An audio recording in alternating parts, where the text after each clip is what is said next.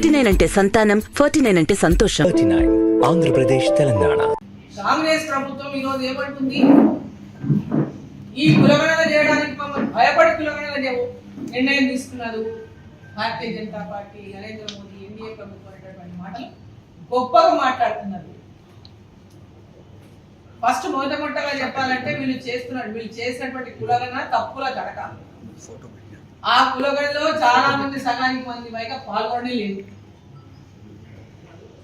తెలంగాణ రాష్ట్రంలో కాంగ్రెస్ ప్రభుత్వం చాలా గొప్పగా ఘనంగా మేము చేసినాము, ఇది దేశానికి ఆదర్శము అని చెప్పేటటువంటి కులగణన ఏదైతే ఉందో అది పూర్తిగా తక్కువ తొడగా అయినటువంటి కులగణన. అంటే అసలు ఎలాంటి పూర్తి స్థాయిలో వివరాలే లేవు దాంట్లో.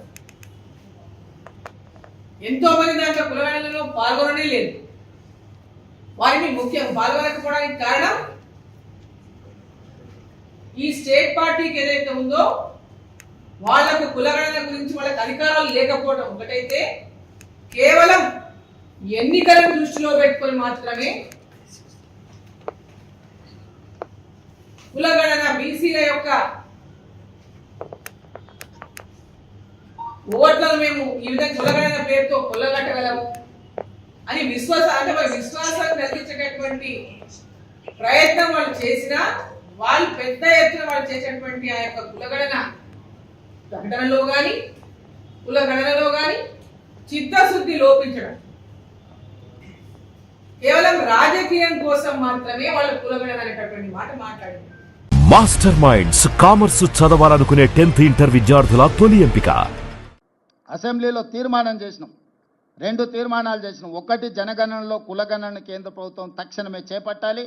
అదేవిధంగా బీసీ రిజర్వేషన్లను 50% పరిధిలో నియంత్రించడం కాదు, ఈ 50% పరిధిని దాటి రిజర్వేషన్లు పెంచాలి. అందులో 42% బీసీలకు రిజర్వేషన్లు ఇవ్వాలి అని మేము శాసనసభలో తీర్మానం చేసి కేంద్ర ప్రభుత్వానికి పంపించినాం.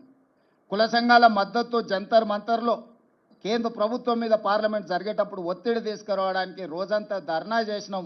జాతీయ స్థాయిలో ఉన్న రాజకీయ పార్టీలు, దాదాపుగా 16 పార్టీలకు సంబంధించిన ప్రతినిధులు ఆ నిరసన కార్యక్రమంలో పాల్గొని సంపూర్ణంగా మాకు మద్దతు ఇవ్వడం జరిగింది. ఈరోజు ఈ ఒత్తిడి మేరకు కేంద్ర ప్రభుత్వం నరేంద్ర మోడీ గారు నిన్న జనగణనలో కులగణనను చేర్చుతామని నిర్ణయించారు. ఈ నిర్ణయాన్ని స్వాగతిస్తున్నాము. ఇక్కడ రాజకీయాలకు తావు లేకుండా కేంద్ర ప్రభుత్వాన్ని అభినందిస్తున్నాము. అయితే ఇది అమలు చేసే క్రమంలో తీసుకోవాల్సిన జాగ్రత్తలు, నిర్ణయించాల్సిన సమయం అనేది అత్యంత కీలకము. ఈరోజు ప్రధానమంత్రి గారిని నేను అడుగుతున్నా, మీరు ఎప్పుడు మొదలు పెడుతున్నారు, ఎప్పటిలోగా జనగణన కులగణన చేర్చి పూర్తి చేస్తారో మీరు తేదీలను నిర్ణయించండి. అదేవిధంగా ఇది అమలు చేసే క్రమంలో మీరు తీసుకోబోయే నిర్ణయాలు, అమలు చేసే ముందు వచ్చే సవాళ్లను, సమస్యల్ని ఏ విధంగా అధిగమించదలుచుకున్నారో మీరు అన్ని రాజకీయ పక్షాలతో చర్చించండి. ఇది సీక్రెట్ డాక్యుమెంట్ కాదు, ఇది ఎనీ పొలిటికల్ పార్టీ రెస్పాన్సిబిలిటీ కాదు, ఇది గవర్నమెంట్ ఆఫ్ ఇండియా బాధ్యత.